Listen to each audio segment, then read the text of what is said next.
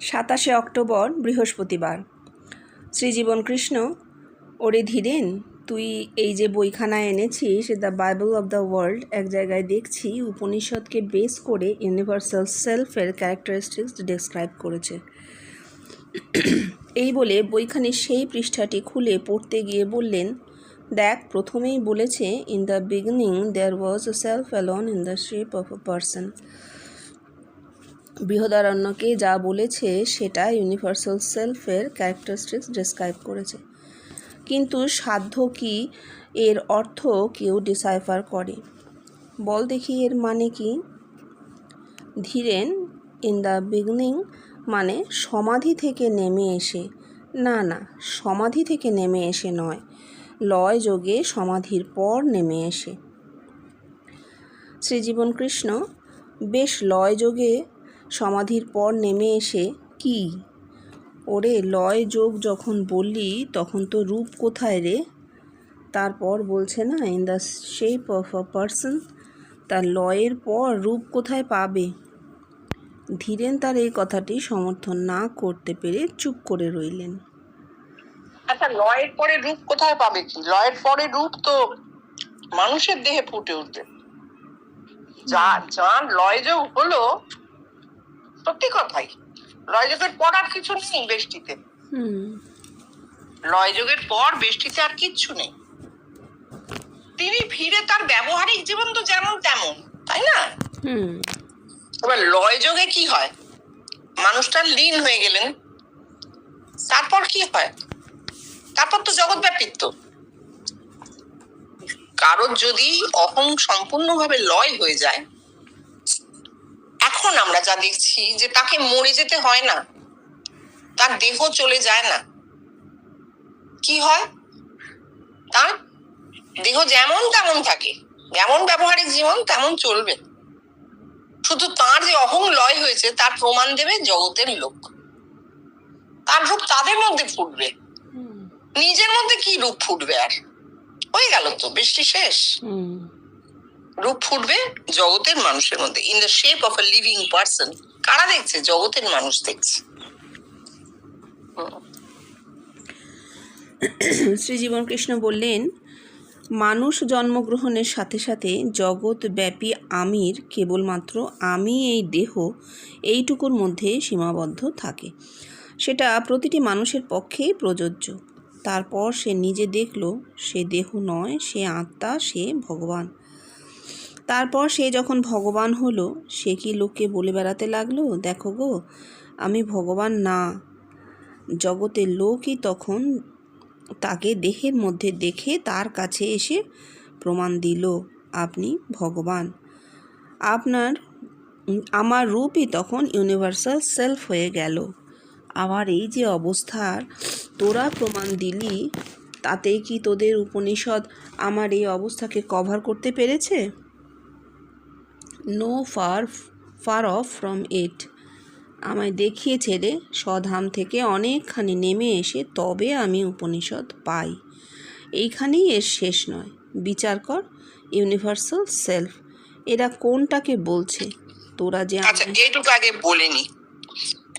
দেখো কি সুন্দর উনি বলছেন, একটা মানুষ জন্মেই কিন্তু তার মধ্যে জগৎব্যাপী আমি আছে, কিন্তু মানুষটা জন্মে শুধু আমি এই দেহ, মানে দেহব্যাপ্ত আমিটুকু নেয়। কেন? ওইটুকু তার জানার সীমায় আসে। একদম কচি বাচ্চা কিন্তু দেহটুকুও বোঝে না।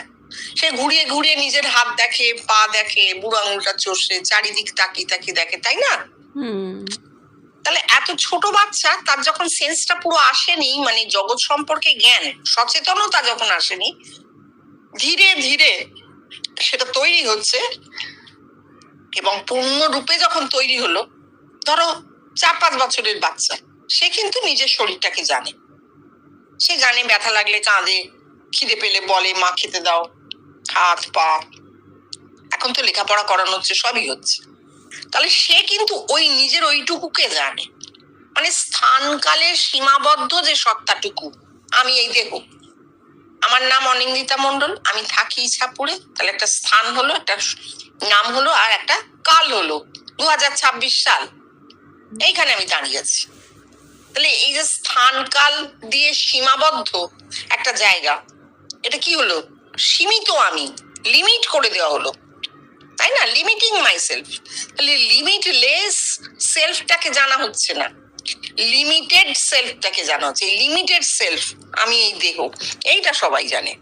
আমি যে দেহ নই, আমার যে দেহাতীত একটা সত্তা আছে, যাকে তুমি আত্মা বলতে পারো, ভগবান বলতে পারো, ব্রহ্ম বলতে পারো, পরম ব্রহ্ম বলতে পারো, সব মানুষের ক্ষেত্রে প্রযোজ্য, সেটা মানুষ জানতে পারে না। তাহলে এতকাল ধর্ম বলে আমরা যা বলে এসেছি, এই ভগবানের করুণা লাভ করা, কৃপা লাভ করা, ভগবানকে জানতে পারা, মানুষকে ভালোবাসা, এই জগতই ভগবানের রূপ, সব মিথ্যে হয়ে যাচ্ছে। তাহলে সত্যিটা কি? সত্যিটা হচ্ছে নিজেকে জানা, আত্ম উন্মোচনই ধর্ম, আর কিচ্ছু ধর্ম নেই। আমি নিজেকে জানবো। কোন আমিটা? এইটুকু আমিটা নয়, দেহাতীত অবস্থার আমিটাকে আমার জানতে হবে। কিভাবে জানবো? আপনা থেকে ব্রেন আমাকে জানাবে। আমার ব্রেনকে আমি কন্ট্রোল করতে পারি না, আমার অহংকার দিয়ে ব্রেন কন্ট্রোল হয় না। মাহুত বসবে তবে হাতি চলবে। এই মন, এই অহংকার, এই চিত্ত, বুদ্ধি, অন্তরিন্দ্রিয় যা আছে, তা দিয়ে কখনো আমি আমার আমিকে জানতে পারি না। এই জন্যই তো বলা হয় ভিশন, দর্শন। দর্শন স্বতঃস্ফূর্ত, স্পন্টেনিয়াস, সে আপনা থেকে উন্মোচিত হয়ে জানিয়ে দেয়। ওই যে চোখ বন্ধ করে বসে থাকো, সব ছেড়ে দিয়ে, কেন বলা হয় যে তুমি সব ছেড়ে দিয়ে যদি চুপ করে বসে থাকো, তাহলে তোমার কোনো সমস্যা নেই? ওই দর্শন আপনা থেকে হবে, আপনা থেকে ব্রেন অ্যাকশন করতে শুরু করবে। যতক্ষণ আমি ব্রেনের ওপর চেপে বসবো, ব্রেন কাজ করবে না, খালি সচেতন অংশটুকু কাজ করবে। অবচেতন বা আনকনসিয়াস কাজ করতে পারবে না। এটা খুব সুন্দর উনি বলেছেন, যে এই যে ওনাকে যখন মানুষ এসে জানাচ্ছে আপনি ভগবান, আপনাকে দেখেছি ভেতরে, সে ভগবান নাম বলছে, এমনি বলতে পারতো যে আপনাকে দেখেছি ভেতরে, আপনার রূপটা আমি আমার ভেতরে দেখেছি। দেহাতীত অবস্থা ওইভাবে মানুষ জানতে পারে, অন্য তো কোনো উপায় নেই। দেহ নিয়ে দেহাতীত অবস্থা তো জানতে পারা যাবে না। হ্যাঁ, এক সমাধিতে একটা লিমিটলেস এক্সিস্টেন্স ফিল করে মানুষ, তো সে তো তুমি আমি নই, তাই না? তো বেশটি জগৎব্যাপীতে এইভাবে জানা যায়। যখন মানুষ মানুষকে বলে যে আপনাকে আমি দেখেছি ভেতরে, তখন বোঝা যায়। এটা কিন্তু যে কোনো সাধারণ মানুষের ক্ষেত্রেও হবে, এরপর অল ইজ অল, যে কোনো সাধারণ মানুষের ক্ষেত্রেও হবে। আমি জগৎ জোড়া লোককে দেখতে পারি, জগৎ জোড়ার লোক আমাদেরকে দেখতে পারে, এরকম হবে অবস্থা। মানে ভেতরের জগৎটা স্ট্রং হবে, বুঝতে পেরেছো? আনকনসিয়াসটা স্ট্রং হয়ে যাবে, নির্গুণ স্ট্রং হয়ে যাবে। এখন তো সগুণ কাজ করছে দেহটা, তখন নির্গুণ স্ট্রং হয়ে যাবে। ঠিক আছে, পড়ো। তোরা যে আমায় দেখিস সেও ইউনিভার্সাল সেলফ। আবার আমি যে প্রায় 2-2.5 বছর যাবৎ তোদের আমার মধ্যে দেখছি, এও ইউনিভার্সাল সেলফ। এখন ওরা কোন ইউনিভার্সাল সেলফের কথা বলেছে? ওদের ওখানে ওটা একটা সুপিরিয়র টাইপ অফ ইমাজিনেশন মাত্র, আর এখানে এটা প্র্যাকটিক্যাল। মোট কথা, বাবা আমায় মানুষের দেহে দেখা থেকেই সেই মানুষটার ধর্মের আরম্ভ, আর সেটা দেয়ার ওয়াজ নয়, there is in the shape of a person, নয় in the shape of a living person. হ্যাঁ, এটাই আলোচনা হলো, হ্যাঁ, যে কোনো ইমাজিনেশন নয়, কল্পনা নয়। এতদিন ধর্ম কল্পনার উপর ভিত্তি করে চলে এসেছে। তুমি দেখো, আমি নৃসিংহ প্রসাদ ভাদুরীর একটা লেখা পড়ছিলাম। উনি তো সংস্কৃতজ্ঞ পণ্ডিত। এই সময় দাঁড়িয়ে এরকম একজন সংস্কৃতজ্ঞ পণ্ডিত খুব কমই আছেন, বেদ বেদান্ত পুরাণ একেবারে গুলে খাওয়া। তো তার মতে, তার তো একটা মত হয়েছে না, জ্ঞানী ব্যক্তির মত হয়, অজ্ঞানীর মত নেই, বিজ্ঞানীর মত নেই, জ্ঞানীর মত আছে। অজ্ঞান যে, সে তো জানেই না কিছু, সে কোনো মত দেবেও না, যদি না সে খুব অহংকারী হয়। অজ্ঞ লোকের অহংকার আবার খুব কষ্টকর ব্যাপার। বেশিরভাগ অজ্ঞ লোক, মূর্খ যারা, তারা কোনো মতামত দেয় না, বলে না সে আমি কি জানি, আপনারা অনেক জানেন, আপনারা বলুন, এই কথা বলবে। আর বিজ্ঞানী বিজ্ঞানী জানে যে মত বলে কিছু হয় না, ওপিনিয়ন বলে কিছু হয় না, স্ট্যাটিক ট্রুথ বলে কিছু হয় না। সত্য কখনো নির্দিষ্ট হয়ে দাঁড়িয়ে থাকে না একটা জায়গায়, সত্য ডাইনামিক, তা চলতেই থাকে। আর যাকে আমি সত্য বলে বলছি, কালকে একজন অন্য বিজ্ঞানী এসে প্রমাণ করে দেবে যে না তুমি যা বলেছো এটা ঠিক সত্য নয়, এর থেকেও বেশি অন্য কিছু আছে। এটার উপর বেস করেই আমি তোমাকে আরো বড় সত্যের দিকে নিয়ে যাচ্ছি, এই তো। এটা বিজ্ঞানী না। একমাত্র জ্ঞানী যে, সে বলে কি, এই আমি যা বলছি এই মত এইটাই সত্যি। এই জ্ঞানী কল্পনা আশ্রয় করে, অবশ্যই করে। এবং সেই কল্পনাকে এটা মানে ওই যেমন বিজ্ঞানের যে আমাদের যে বই আগে ছিল না, যে কোনো একটা হাইপোথিসিস আমরা নিতাম, এইটা হাইপোথিসিস কি না, কার্বন ডাই অক্সাইড আর অক্সিজেন মিলে, এই কার্বন আর অক্সিজেন মিলে কার্বন ডাই অক্সাইড গ্যাস হয়, এটা হাইপোথিসিস। যদিও এটা সত্যি, আমি বলছি আমাদের পরীক্ষার ক্ষেত্রে আমরা এগুলো করতাম। তারপর কার্বন নিলাম, অক্সিজেন নিলাম, উপকরণ কি এই নিতে হবে তাই নিতে হবে, ল্যাবরেটরিতে একটা প্রসেস গেল, তারপর আমরা সত্যটা পেলাম, সিদ্ধান্ত এই করে জানাতাম। ঠিক জ্ঞানী, ধর্মজগতে জ্ঞানীও তাই করে, একটা চলতি কথাকে নিয়ে নেয় যে কথাটা আগেও ছিল। যেমন শঙ্করাচার্য জ্ঞানী বিচারাত্মক, কি করেছেন, তিনি নিয়েছেন ব্রহ্ম, সর্বং খল্বিদং ব্রহ্ম, অর্থাৎ এই জগৎ ব্রহ্ম, এই জগৎ ব্রহ্মময়, সর্বং খল্বিদং, যা দেখছো তাই ব্রহ্ম, এই কথাটাকে নিলেন, নিয়ে তিনি ওটাকে ভাঙতে বসলেন। সব তো ব্রহ্ম, তা সব ব্রহ্ম, ব্রহ্মের তাহলে আসল রূপটা কোথায়, এভাবে পেলেন না খুঁজে। তখন কি বললেন, ব্রহ্ম সত্য, হ্যাঁ ব্রহ্ম সত্য, ব্রহ্ম সত্য, ব্রহ্ম থেকেই এত বড় সৃষ্টি, সত্য ব্রহ্ম। কিন্তু ব্রহ্ম নিরাকার, অবাক মানস গোচরম, আমরা বাক্য দ্বারা মন দ্বারা তাকে প্রকাশ করতে পারি না, জানতেও পারি না, বলতেও পারি না, গোচর, অগোচর, বাক্য মনের অগোচর। তাহলে ব্রহ্ম যদি বাক্য মনের অগোচর হয়, ব্রহ্ম কি, সেই জায়গাটা না গিয়ে উনি বললেন ব্রহ্ম সত্য, জগৎ মিথ্যা। যাকে দেখতেই পাওয়া যাচ্ছে না, যে আমার বাক্যমনের গোচরই নয়, তাকে আমি সত্য বলছি। আর যা আমার বাক্যমনের গোচর, যাকে আমি সারাক্ষণ দেখতে পাচ্ছি, ছুঁতে পাচ্ছি, বলতে পারছি, সেটা নাকি মিথ্যে। তাহলে এইভাবে তিনি তার একটা মতবাদ তৈরি করলেন, করে ওইখানে দাঁড়িয়ে গেলেন, আর এগোলেন না, কাউকে কিন্তু বললেন না যে আমি এই অবধি বললাম, এরপর তোমরা যদি কিছু বলার থাকে বলো, তা বললেন না। হাজার হাজার ভাষ্য, হাজার হাজার টিকা শঙ্কর রেখে গেছেন। শঙ্করাচার্যের ভাষ্য আর টিকার কোনো শেষই নেই, তার শিষ্যেরা তো আরো করেছে। তো কি হবে, প্রথম কথাটাতেই তো তিনি যেটা বলছেন ব্রহ্ম সত্য, অথচ ব্রহ্ম অবাক মানস গোচরম, তিনি নিরাকার, তিনি বাক্যমনের গোচর নন, তিনি নিরাকার এবং তিনিই সত্য, যা কিনা আমি দেখতেও পাচ্ছি না, যা আমার ধরা ছোঁয়ার বাইরে, তিনি সত্য। আর এই যে এত বড় জগৎটা, যাকে আমরা দেখছি, ছুটছি, জানছি, এই যে তোমার সাথে কথা বলছি, জগতে তুমি আছো, আমি আছি, এই সময় দাঁড়িয়ে কথা বলছি, এইটা নাকি মিথ্যা। তাহলে এই মতবাদ কি সাধারণের পক্ষে গ্রহণীয় হবে? কেউ গ্রহণ করবে? করবে না। এই যে জ্ঞানীর যে কি বলবো অবস্ট্রাকশন, যারা জ্ঞানী, জ্ঞানী নিজেকে বলে কিন্তু যে আমি জ্ঞানী, আমি অনেক জানি, এ কথাটা সে বলে, তবেই সে মতবাদ দিতে পারে। বিজ্ঞানী মতবাদ দেয় না, বিজ্ঞানী বলে কি জানি, আমি তো এতকাল ধরে পড়লুম, এত কিছু দেখলুম, কিছুই তেমন জানতে পারলুম না। সক্রেটিস বলে এরা এত বলছে, এরা বলছে সব জানে, এরা এদের বিষয়ে খুব অভিজ্ঞ, খুব বিদ্যা বিশারদ, জানি আমি তো কিছুই জানতে পারলুম না, অনেক চেষ্টা করলুম, কিছুই জানতে পারলুম না। এই হচ্ছে বিজ্ঞানী। তফাৎ, ইউনিভার্সাল সেলফের কথা জ্ঞানী কোনোদিন বলতে পারবে না, কারণ জ্ঞানী তো নিজেকে বড় করে রেখেছে, সে তো জগৎকে মিথ্যে বলে দিয়েছে। আর যার ইউনিভার্সাল সেলফের বিকাশ হবে, সে জানবে এই জগৎ সত্য, ব্রহ্ম নিরাকার নয়। যখন সর্বং খল্বিদং ব্রহ্ম বলা হচ্ছে, তখন এই পুরো জগৎ এইটাই ব্রহ্ম, এই ব্রহ্মের রূপ, এই বিশাল প্রকৃতি সগুণ নির্গুণ মিলিয়ে, যা আমার মন বুদ্ধির গোচর তাও বটে, যা আমার মন বুদ্ধির অগোচরে, অতীতে ভবিষ্যতে বর্তমানে যেখানে যা লিপ্ত হয়ে আছে, এই সব ব্রহ্ম, সমস্তই ব্রহ্ম। তুমি তাকে একটা বিন্দুতে নিতে পারো, নিজের দিকে আঙুল দিয়ে একটা বিন্দু, আবার এই বিরাট চারিদিকে আঙুল ঘুরিয়ে দিতে পারো।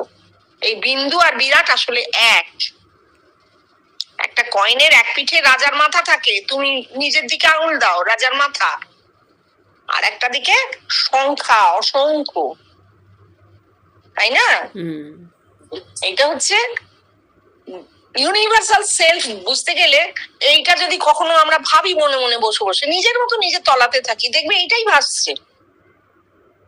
ইউনিভার্সাল সেলফের তো কোনো রূপ হবে না ওইভাবে। জীবন কৃষ্ণ নিজের নাম রূপ কেটে দিয়ে গেছেন। কেন? যা জগৎময় তা একটা নাম রূপে কি করে তুমি বোঝাবে? এইখানে বরদার সেই দর্শনটা ভীষণ সুন্দর, যেখানে উনি দেখছেন ঠাকুরের মুখ, গলা থেকে মাথার ওপর দিকটা ঠাকুরের মুখ, আর ঠাকুরের গলা থেকে সামনেটা পুরো জীবন কৃষ্ণের মুখ। এই দুটো স্থির, আর এই দুটো মুখকে ঘিরে অসংখ্য মুখ, ওই গলা থেকে পুরো মাথাটা অসংখ্য মুখ চক্রাকারে ঘুরেই যাচ্ছে, ঘুরেই যাচ্ছে, অজানা, অচেনা, অপরিচিত, মানে কোনো শেষ নেই। এই হচ্ছে ইউনিভার্সাল সেলফ। হ্যাঁ, বেষ্টি, ঠাকুর বেষ্টি, সেখান থেকে বিশ্বব্যাপীতে জীবন কৃষ্ণ একটা পয়েন্ট আছে, পয়েন্ট অফ ইউনিয়ন। এই পয়েন্ট অফ ইউনিয়নকে ঘিরে এই অসংখ্য মুখ ঘুরছে। জীবন কৃষ্ণের দেহ চলে গেছে, ঠাকুর বহুদিন নেই। এদের রেখে যাওয়া যা কিছু কথা, যা কিছু দর্শন, সেগুলো হ্যাঁ আমাদের আত্মিক জগতে সমানে ভাইব্রেশন থাকবে, কিন্তু জগতে এই রূপগুলো আর বেশি দিন থাকবে না, নাম রূপ থাকবে না। কিন্তু ওই যে ঘুরছে মুখগুলো, ওটা চলতেই থাকবে, গতি থাকবেই থাকবে। ইউনিভার্সাল সেলফে তুমি আলাদা করে এইটা রূপ এরকম ভাবে বলাই যাবে না। উনি নিজে কেটে দিয়ে গেছেন। ঠিক আছে, পড়ো। শ্রী জীবনকৃষ্ণ আবার বলতে লাগলেন, শোন, বেষ্টির ভগবান in the shape of a light, তার প্রমাণ দেওয়া যাবে না, এটা সংস্কারজ। একথা যৌগিক রূপে লিখে দিয়ে গেছি। আর সমষ্টির ভগবান in the shape of a living person, soul কটা? একটা। আর সে ইউনিভার্সাল হলে দ্যাট সোল, দেহ সমেত মানুষটা আত্মা হলো, is seen in the shape of a living person. আমার রূপ তোরা যা দেখছিস। নে পর, অনেক বকেছি। হ্যাঁ, এটা তো প্রমাণিত সত্য যে উনি ভগবানত্ব লাভ করেছিলেন, তারপরও ভগবানত্বের পর ব্রহ্মত্ব। বেষ্টি কেটে গেল। বেষ্টি কেটে যাওয়া মানে কিন্তু কেটেই যাওয়া। একটা লোকই বলো আর জগৎময় বলো, কেটে যাওয়া মানে সম্পূর্ণভাবে কেটে যাওয়া, এটা ধরতে হবে। তো উনি যে দেখেছিলেন যে ওনার রূপটা মানুষের মধ্যে ফুটছে, তারা এসে বলছে, উনি দেখেননি, তারা এসে বলেছে। আর তার পরিবর্তে উনি কি দেখেছিলেন? জগতের মানুষকে নিজের মধ্যে দেখেছিলেন। এই যে দুদিক থেকে কাটলো, তাইতে উনি বুঝলেন যে হ্যাঁ, মানুষ আমায় দেখছে, নাহলে আমিও ওদের দেখেছি কি করে? ওরা আমায় দেখেছে বলেই তো আমিও ওদের দেখেছি। ঠাকুরের ক্ষেত্রে কি হয়েছিল? ঠাকুর জগৎকে দেখেছিলেন, কিন্তু ভেতরে ঠাকুর তোমায় পাঠায়নি এখন, আচ্ছা পাঠিয়ে দেবো। ঠাকুর যে প্রত্যেককে দেখেছেন যারা আসবে তার কাছে আগে, এটা তিনি বলে গেছেন। কাকে কোন ভাবে কোথায় দেখেছেন সব বলে গেছেন। কিন্তু জীবন কৃষ্ণের ক্ষেত্রে জীবন কৃষ্ণ সেটা ব্যক্ত করেননি প্রথমে। এই যে ওনার চুপ করে থাকার জন্যে কিন্তু জিনিসটা এত দূর গেছে। এই যে উনি দেখেছেন অসংখ্য মানুষকে, ঠাকুরের চেয়েও বেশি মানুষকে দেখেছেন, এবং তারা সব এসেছে, অনেকে এসেছে, অনেকে পৌঁছতে পারেনি। তখন উনি বুঝেছেন এই যারা এসে বলেছে, ঠাকুরের ক্ষেত্রে কি হয়েছে, কেউ এসে কিন্তু বলেনি আমি আপনাকে দেখেছি, তাই না? ঠাকুর দেখেছেন, ঠাকুর নরেনকে দেখেছেন, নরেন কিন্তু এসে ঠাকুরকে বলেননি যে আমি আপনাকে দেখেছি ভেতরে। এইটা হচ্ছে ঠাকুর নিজেও বুঝেছিলেন যে এই বেষ্টিতে আটকে আছে জিনিসটা, কিন্তু এতদূর যখন হয়েছে এর পরেরটাও হবে। জীবন কৃষ্ণের ক্ষেত্রে সেটা হলো, উনি নিজে দেখেছেন, আবার বাইরে থেকে লোকগুলোও এসে বলেছে আপনাকে দেখেছি, আপনাকে দেখেছি। তখন প্রমাণিত হলো যে পরম ব্রহ্মত্বের বিকাশ হচ্ছে, ইউনিভার্সাল সেলফ, জগৎব্যাপিত্ব, জগৎব্যাপী আমির বিকাশ হচ্ছে। এবং হ্যাঁ, সেটা অবশ্যই ওনাকে ধরেই হয়েছে। পয়েন্ট অফ ইউনিয়ন, স্বামীজি সেই পয়েন্ট অফ ইউনিয়ন, সেই ইউনিয়নের যদি একটা রূপ আমরা চাই, তাহলে সেটা জীবন কৃষ্ণের রূপ, সেটা ধরে হয়েছে। তারপর অবশ্য আমরা এখন আরো বড় সত্যের দিকে চলে গেছি, কারণ উনিও নেই, অনেকদিন হয়ে গেছে।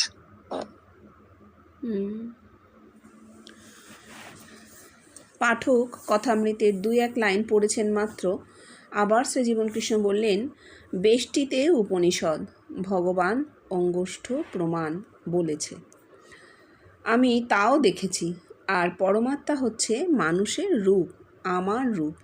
সেই প্রমাণ কিন্তু জগৎ থেকে এসেছে, আসছেও। আমার বাহ্য তো এই যে রূপ, এই রূপটা দেখা চিরকাল থাকবে, সেও আমি যৌগিক রূপে লিখে দিয়ে গেছি। বেষ্টিতে উপনিষদ, ভগবান অঙ্গুষ্ঠ প্রমাণ, মানে বুড়ো আঙুল, তাই তো? বুড়ো আঙুল।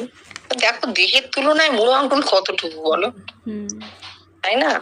সেখানে পরমাত্মার রূপ আমরা একটা পূর্ণাঙ্গ মানুষকে দেখছি, শুধু তার বুড়ো আঙুলটা দেখছি না, বা আলোর আকারে ভেতরে একটা জ্যোতিপুঞ্জ বুড়ো আঙুলের মতন তাও দেখছি না, আমরা দেখছি কিন্তু একজন সম্পূর্ণ পূর্ণাঙ্গ মানুষ। এবার কেউ যদি বলে ভগবান দর্শনের যে আনন্দ তা কি এই ব্রহ্ম দর্শনের আনন্দের সমান, আমি বলবো আমি সাধারণ মানুষ, ভগবান দর্শন হয়নি, হবে না, কিন্তু ব্রহ্ম দর্শন হয়েছে, ঘটেছে একটি মানুষের রূপে, বহুবার ঘটেছে। সেই প্রথমবার থেকে যতবার ঘটেছে, আমাদের কি আনন্দের কোনো কম হয়েছে? আনন্দ কি কম হয়েছে? প্রচুর আনন্দ।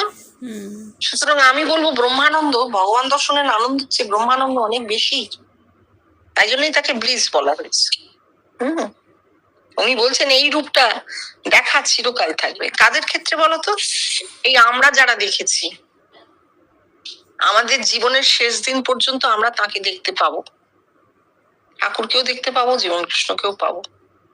পরবর্তী প্রজন্মদের কথা আমরা বলতে পারি না, কেননা ভবিষ্যৎ উনি বলেননি, আমরা বলবো কি করে?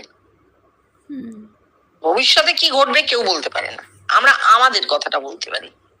তোমার যা হয়েছে তুমি তাই বলবে, ঋতম বদিষ্যামি সত্যম বদিষ্যামি, আমার অনুভূতির আলোয় আমি সত্যটি বলতে পারি, অন্যের অনুভূতি তো বলতে পারবো না। তাহলে আমাদের যা হয়েছে, আমাদের এই চিরটা কাল দেখা চলবে।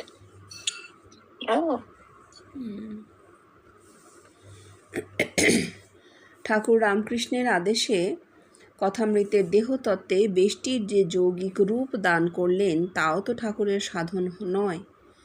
এর নিজস্ব অনুভূতি যা তাঁর দেহেতে স্বতঃস্ফূর্তভাবে হয়েছে, সেই কথাই লিখে দিয়েছেন তার ধর্ম ও অনুভূতি পুস্তকে। কিন্তু ধর্ম ও অনুভূতি তৃতীয় ভাগে সমষ্টিগত সাধন লিখতে গিয়ে ঠাকুরের সীমাকে অতিক্রম করতে বাধ্য করেছে তাকে জগতের মানুষের অনুভূতি। উনিও অবাক হয়ে সেই সব অনুভূতি লোকমুখে শুনতে শুনতে হঠাৎ ৩রা জুন ১৯৫৮ সালের পরের দিন তিনি যেন নবকলেবরে আবির্ভূত হলেন। বললেন, ভজিস রামকৃষ্ণ, দেখিস শ্রী জীবনকৃষ্ণ। কেন? যীশুখ্রিস্টের গল্পতে আমরা পাই রিজারেকশন, পুনরুত্থানের কথা। ইনিও সেই রূপ মৃত্যুপুরী থেকে ফিরে এসে ভজি রামকৃষ্ণ, দেখি জীবনকৃষ্ণ কেন বলে সেই বহু পুরাতন দ্বৈত ধারণাকে মুছে দিয়ে মানুষের মাথায় একত্বের নবধারার স্রোত বইয়ে দিলেন। এটা তো ভোলাদার কথা, ভোলাদা সাম আপ করেছেন, এটা উপসংহার দিয়েছেন, যে বলছেন ধর্ম অনুভূতিতে যা লেখা আছে সবটাই তার নিজস্ব দর্শন অনুভূতির আলোয়। সে কথা উনি নিজে অনেকবার বলেছেন, আমরা জানি। সুতরাং এইখানটা বাড়তি। এবার তৃতীয় ভাগে যখন সমষ্টিগত সাধন নয়, ওটা বিশ্বব্যাপিত্বের সাধন, সমষ্টির সাধন দ্বিতীয় ভাগে। বেষ্টি প্রথম ভাগ, দ্বিতীয় ভাগ সমষ্টি, বেষ্টি ও সমষ্টির একটা সমন্বয়, আর তৃতীয় ভাগ কিন্তু বিশ্বব্যাপিত্ব। এটা উনি বলে গেছেন, ঠিক আছে? সমষ্টি আর বিশ্বব্যাপিত্ব এক জিনিস নয়, সমষ্টির মধ্যেও গোষ্ঠী আছে। সমষ্টি আর বিশ্ব, এই যে আমরা এত চারিদিকে এখনো দেখতে পাই অসুবিধেগুলো, এই অসুবিধেগুলো আর কিছুই নাই। আমরা এখনো একত্ব মুখে বলি বটে, কিন্তু গোষ্ঠী মেনে চলি। ওইটা ওই সমষ্টির কারণে। বিশ্বব্যাপীতে কোনো গোষ্ঠী নেই। যে দেখেছে সেও ব্রহ্ম, যে দেখেনি সেও ব্রহ্ম। এই তো। এইবার উনি বলছেন যে ঠাকুরের সীমাকে অতিক্রম করতে বাধ্য করেছে তাকে জগতের মানুষের অনুভূতি। এই উপসংহারগুলোর ডায়েরিতে প্রয়োজন ছিল না, বা উনি ওনার মতো লিখলেও বইয়েতে ছাপাবার দরকার ছিল না। ঠিক আছে। হ্যাঁ, যাই হোক, উনি বলছেন যে যীশু খ্রিস্টের সঙ্গে তুলনা করছেন পুনরুত্থান, এগুলো দরকার ছিল না। 3রা নভেম্বর, বৃহস্পতিবার। নিজের মধ্যে সকলকে পাওয়াই চরম পাওয়া। কদমতলার সেই পূর্ব পরিচিত ঘরটি সব দিনের মতন আজও সন্ধ্যায় পরিপূর্ণ। ঘরের এক প্রান্তে খাটের ওপর বাম প্রান্তে শ্রীজীবনকৃষ্ণ সমাসীন এবং আরও কয়েকজন ভদ্রলোক বসে আছেন। যথারীতি শ্রীরামকৃষ্ণ কথামৃত পাঠ চলছে। সকলেই অনন্য মনে পাঠ শ্রবণ করছেন। শ্রীজীবনকৃষ্ণ পাঠ শুনতে শুনতে একটি প্রশ্ন করলেন, আচ্ছা বলতে পারিস আমি কি পেয়েছি? রাধু, আপনি জগতের মানুষকে আপনার নিজের ভেতর পেয়েছেন। শ্রীজীবনকৃষ্ণ বাহ, এই বলে আনন্দে বিস্ফারিত লোচনে বললেন, থ্যাংক ইউ। হ্যাঁ বাবা, ঠিক বলেছিস, আমি তোদেরকে সকলকে আমার মধ্যে পেয়েছি। ওরে শ্রীমতী বলছে, আমি মরিব মরিব সখী, নিশ্চয়ই মরিব, কানু হেন গুণনিধি কারে দিয়ে যাব। আমার কি বলতে ইচ্ছা করছে জানিস? বাঁচিব বাঁচিব, আমি নিশ্চয়ই বাঁচিব। ওরে আমি কি পেয়েছি রে? আমি তোদের সকলকে আমার মধ্যে পেয়েছি। ওরে রাধু, তুই কি কথাই বললি রে? হ্যাঁ বাবা, এই পাওয়াই চরম পাওয়া। মানুষ অনাদিকাল থেকে এই পাওয়াই প্রার্থনা করে এসেছে। বেদ বলছে বটে, সদা জানানাং হৃদয়ে সন্নিবিষ্ট। সেই বেষ্টির প্রমাণবিহীন। জগৎ আমায় দেখে আগে বলল, তারপর জগতের লোককে আমার মধ্যে দেখলাম রেসিপ্রোকাল, আইডেন্টিক্যাল। যেই জগৎকে আমি আমার মধ্যে বেষ্টির সাধনে দেখেছি। হ্যাঁ, এটাই বলতে চাইছিলাম যে ঠাকুর জগৎকে নিজের মধ্যে পেয়েছিলেন, কিন্তু জগৎ ঠাকুরকে নিজেদের মধ্যে পায়নি, নিজের মধ্যে পায়নি। তা যদি পেত তাহলে তখনই জগৎ ব্যাপিত হয়ে যেত। ঠাকুর জগৎকে পেয়েছিলেন নিজের মধ্যে, কিন্তু জগৎ কেন পেল না? ওই যে সংস্কার, স্থানকালের সংস্কার, সেটা তখনও জগতে ক্রিয়াশীল, ভীষণভাবে ক্রিয়াশীল। বর্ডার কাটা যাচ্ছে না।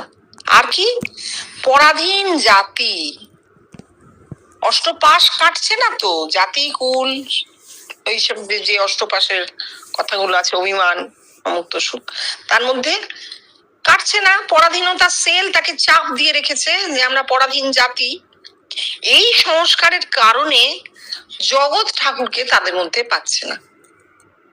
তা যদি হতো, একজন সাধারণ মানুষ, ঠাকুর তো সত্যি একজন সাধারণ মানুষ, তিনি তো সন্ন্যাসী ছিলেন না, তার কোনো চিহ্ন ছিল না, কোনো বাহ্য চিহ্ন তিনি ধারণ করেননি, তাহলে আমরা বুঝতেই পারছি যে জগতের সমস্ত সাধারণ মানুষের প্রতিভূ তিনি।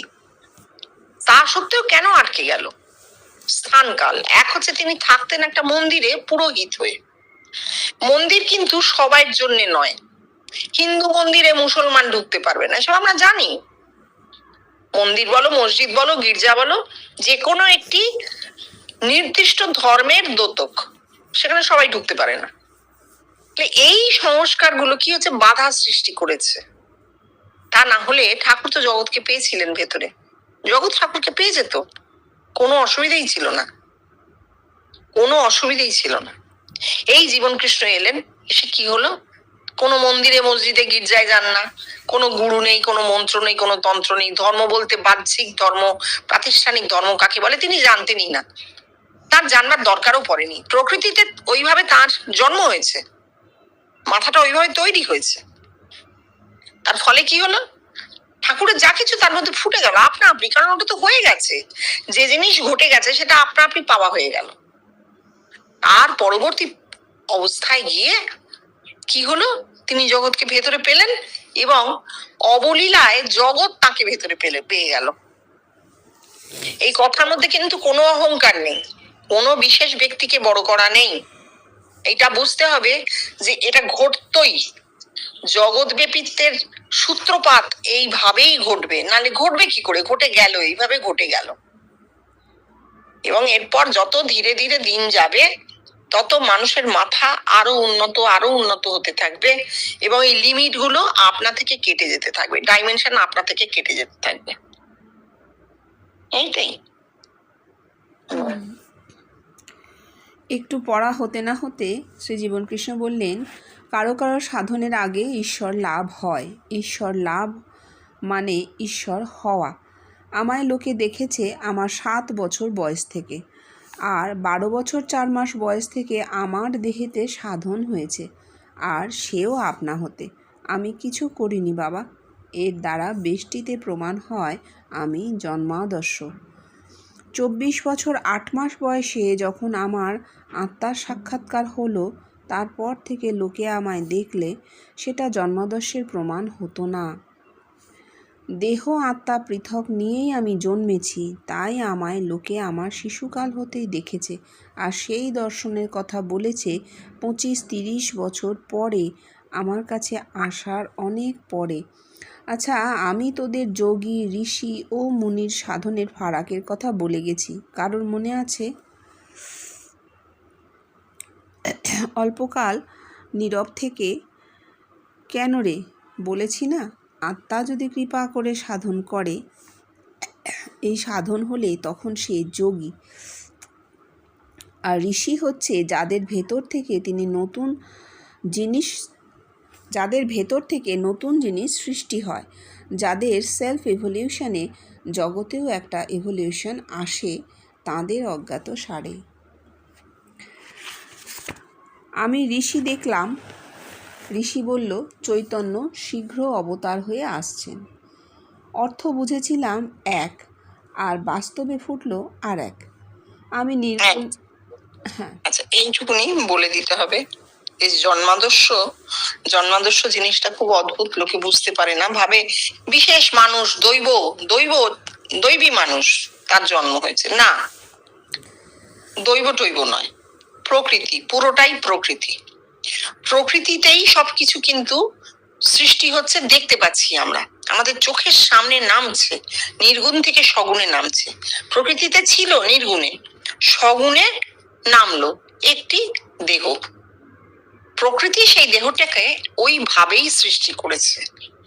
জন্মাদর্শ মানে জন্মসিদ্ধ, যে দেহটি জন্মেছেই সিদ্ধ অবস্থা নিয়ে। তার প্রমাণ হচ্ছে জীবনকৃষ্ণকে বেশি সাধন করতেই হয়নি, ফলগুলো অর্ষে গেছে, সব হয়ে গেছে, ভগবান দর্শন পর্যন্ত হয়ে গেল। কি করে হয়ে গেল? না মন্ত্র, না তন্ত্র, না ধ্যান, না কিছু, আপনা থেকে। ধ্যানে তাকে জোর করে বসতে হতো না, আপনা থেকে ধ্যান হয়ে যেত। এগুলো হচ্ছে প্রমাণ জন্মাদর্শ। এরপর উনি যেটা বলে গেছেন পরপর, তারপর যে বলছেন যোগী, ঋষি আর মুনির সাধনের ফারাকের কথায়, কত বড় কথাটা বলছেন, যে আত্মা যদি কৃপা করে সাধন করেন তবে সে যোগী।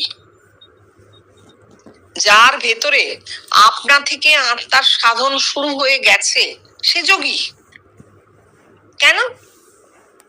তার পরিবর্তন তো হচ্ছে, তার অটোমেটিক্যালি পরিবর্তন শুরু হয়ে গেছে ভেতরে, সে জানুক আর না জানুক। তুমি জানো আর না জানো, তুমি রাম, তুমি আত্মা, মানে একে পরিবর্তিত হচ্ছ। এই যোগ শুরু হয়ে গেছে দেখে, তিনি যোগী। আর ঋষি হচ্ছেন তিনি যিনি জগৎকে নতুন কথা বলবেন, যাদের আত্মবিবর্তনে জগতেও একটা বিবর্তন শুরু হয়ে যায়। এটা অনেক বড় কথা, অনেক বড় কথা। যে ঋষি বলেছিলেন যে ব্রহ্মের স্বরূপ কি? আনন্দ, আনন্দ রূপম অমৃতম যদ্বিভাতি, একজন ঋষির কথা, যে ব্রহ্মের স্বরূপ আনন্দ। তিনি আনন্দ রূপ, তাকে দেখলে অমৃত পাওয়া যায়, অমৃত ফল লাভ হয়, অমৃত লাভ হয়, তিনি আনন্দ রূপ। এই কথাটা বলার মধ্যে দিয়ে সেই ঋষি কি করলেন? নিজের দর্শনটি ব্যক্ত করলেন এবং জগতে একটি বিবর্তন এনে দিলেন। সেটা কি? ব্রহ্মকে দেখলে আনন্দ হবে, ব্রহ্ম দর্শনে আনন্দ, কারণ ব্রহ্মের স্বরূপ আনন্দ। এই কথাটা জগতে ফেলার মানেই হলো মানুষের ব্রেনে ওইটা অ্যাকশন করবে। ইভলিউশন শুরু হয়ে যাবে। কত বড় জিনিসটা বলেছেন। এইবার বলছেন ঋষি ওনাকে যে বলেছিলেন, ওনার দর্শনে যে ঋষি নির্গুণ থেকে নামে ঋষি বলেছিলেন চৈতন্য শীঘ্রই অবতার হয়ে আসছেন। উনি ভেবেছিলেন চৈতন্য দেব আবার জন্মাচ্ছেন। স্বাভাবিক, সচেতন মনে এইটাই তো আসবে। দর্শন তো সচেতন মনে ধরা যায় না। বহু পরে ধীরে ধীরে ধীরে ধীরে তার নিজের আত্মিক বিবর্তনের মাধ্যমে তিনি জানতে পারলেন যে না, চৈতন্য শীঘ্রই অবতার হয়ে আসছেন মানে নির্গুণে ছিলাম সকলের দেহে, সগুণে অবতরণ করলাম আমার অজ্ঞাত সারে। কি অপূর্ব! আমাদের প্রত্যেকের মাথার মধ্যে নির্গুণে আছে, সেইটা সগুণে কখন অবতরণ করলো? যখন আমরা তাকে দর্শন করছি। সগুণ তো দেখা গেলেই সগুণ। ঠিক আছে, পড়ো। এটা পড়া হয়নি। আমি নির্গুণে ছিলাম সকলের দেহে সহস্রারে, আমি আবার সগুণে অবতরণ করলাম আমার অজ্ঞাত সারে। আর ঋষির দেহেরও বর্ণনা যেমন আমি লিখে গেছি, মুনির দেহের বর্ণনা বহু আগে তোদের কয়েকবার বলে গেছি। মুনির দেহ শুকনো হয়, পা শুকিয়ে সরু হয়ে যায়। একাসনে বসে তপস্যা করতে করতে পা শুকিয়ে গেছে। তাহলে আমি যা ভেবেছি, আই অ্যাম কোয়াইট রাইট। আমি সেই যে মুনিকে দেখেছিলাম তোদের বলেছি, সে তো ঠাকুর। তার প্রমাণ আবার ঠাকুরই রেখে গেছেন। মা কিন্তু আমায় চলার শক্তি দিলেন না। ফিজিক্যালি সত্যই ঠাকুর বেশি দূর চলতে পারতেন না। আর আত্মিকে চলার শক্তি মানে এক দেহ থেকে অপর দেহে যাওয়া। পরাবিদ্যা বা রাজযোগ ব্যতিরেকে এই অবস্থা হয় না। আর 10 অবতারের কথায় তোদের কি বলে গেছি, সেই সব দেহের সাধনের এক একটা অবস্থা বিশেষ। আর এই যে পুরাণকার ঝাঁকে ঝাঁকে মুনি ঋষি বাজারে ছেড়েছে, সেও মানুষের দেহে সাধনের অবস্থা বিশেষ। শালারা কি ঠকান ঠকিয়ে গেছে রে জগতের লোকগুলোকে, বল দেখি। ওই যে ঝাঁকে ঝাঁকে মুনি ঋষি ছেড়ে দিয়েছে। সকলের হাস্য। হ্যাঁ, সাধনের অবস্থা ঠিকই, কিন্তু যারা নোট করেছেন দুটো দিক হতে পারে। একটা হচ্ছে, হ্যাঁ, ঠাকুরের কথাটা আগে বলে নেওয়া যাক যে ঠাকুর মুনি বলেছিলেন আমাকে মা চলবার শক্তি দিলে না, মুনিত্ব অবস্থা। হ্যাঁ, এটা ঠিক। আবার তার সঙ্গে এটাও ভাবতে হবে যে ঠাকুরের এই যে ব্যাপারটা ঘটেছিল, সেটার জন্য কি ঠাকুর দায়ী ছিলেন কোনোভাবে? না। আত্মিক বিবর্তনে একটি মানুষের কিছু করবার থাকে না। আমাদের কারোর কোনো ক্রিয়া নেই, কিন্তু ক্রিয়া থাকে ব্যবহারিকে, আত্মিকে কোনো ক্রিয়া নেই। আত্মিক পুরোটাই প্রকৃতি, একেবারে ন্যাচারাল ইভলিউশন। তাহলে ঠাকুরের ক্ষেত্রে কি হলো? ঠাকুর রিয়ালাইজ করেছিলেন যে তিনি জগৎকে পেলেন, জগৎ তাকে পেল না। কিন্তু মা মানে ব্রহ্মময় আকার দিয়ে, তোমরা যাকে ব্রহ্ম বলো, আমি যারে মা বলি। মা মানে ব্রহ্ম, অর্থাৎ ব্রহ্মত্ব গতিশীল হলো না। মা চলবার শক্তি দিল না মানে ব্রহ্মত্ব জগতে গতিশীল হলো না, এইটা বললেন। আর সত্যি ঠাকুরের পা গুলো সরু ছিল, সেটা মুনিকে বোঝাবার জন্য উনি বলছেন। তাহলে তো ব্যবহারিক দিকটাও তো আমরা নিচ্ছি। দর্শনে মুনিরা কেমন সেটাও তো নিচ্ছি। যোগীরা খুব বলবান ছিলেন, নায়মাত্মা বলহীনেন লভ্য, সেটা যেমন ঠিক। আবার এটাও তো নিচ্ছি যে মুনিরা কেমন ছিলেন, তাদের পা গুলো সরু সরু ছিল, তারা এক জায়গায় বসে ধ্যান করতেন, তাই তো। তাহলে আমরা যখন বাইরেরটা নিচ্ছি, বাইরের কথাটাও বলতে হবে, বলা দরকার। হ্যাঁ, সেটা কি? সেটা হচ্ছে এই যে ঝাঁকে ঝাঁকে মুনি ঋষির সৃষ্টি, সেটা কি সত্যি থাকতেই পারে? সত্যি হতে পারে ঝাঁকে ঝাঁকে মুনি, ঝাঁকে ঝাঁকে ঋষি। জগৎটা তো একদিনের নয়, অনন্ত অনাদিকালের, তাই না? অনাদি অনন্তকালের জগতে অনাদি অনন্ত ঋষিও থাকতে পারেন, মুনিও থাকতে পারেন। হ্যাঁ, আমরা তার কতটুকু জানি, বিপুলায় পৃথিবীর কতটুকু জানি, তাই না? সেই দিক দিয়ে ভাবলে ঠিকই আছে। আবার উনি যেটা বলছেন যে সবটাই দর্শন, দর্শনও তো কোনো মানুষ করেছে, কোনো একজন মুনিত্ব অবস্থাটি প্রাপ্ত হয়েছেন, তার নামটা মুনি বলে প্রচারিত। বশিষ্ঠ মুনি, বিশ্বামিত্র মুনি, হ্যাঁ, আবার কোনো একজন ঋষিত্ব অবস্থাটা পেয়েছেন, যাজ্ঞবল্ক্য ঋষি আমরা বলছি, তো সেই বিশেষ নামটি নিয়েই বলছি, পরে সেগুলো গোত্র তৈরি হয়েছে। এইভাবে ভাবলেও ভাবা যায়।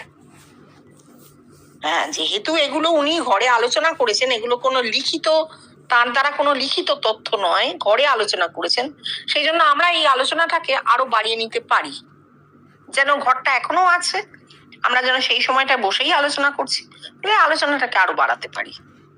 কেন আমরা ভাববো যে ঋষিমুনি ঝাঁকে ঝাঁকে নেই? হতেই পারে, অনাদি অনন্তকালের জগতে ঝাঁকে ঝাঁকেই ঋষিমুনি হয়েছে, আমরা জানি না, তারা কি বলে গেছেন তাও আমাদের জানা নেই। এটাও সত্য, আবার ওটাও সত্য যে মানুষ যা দেখছে, যা দর্শন করছে, সেটা যখন বলছে, সেই দর্শনের অবস্থাটা জানিয়ে দিচ্ছে তার মুনিত্ব না ঋষিত্ব। এই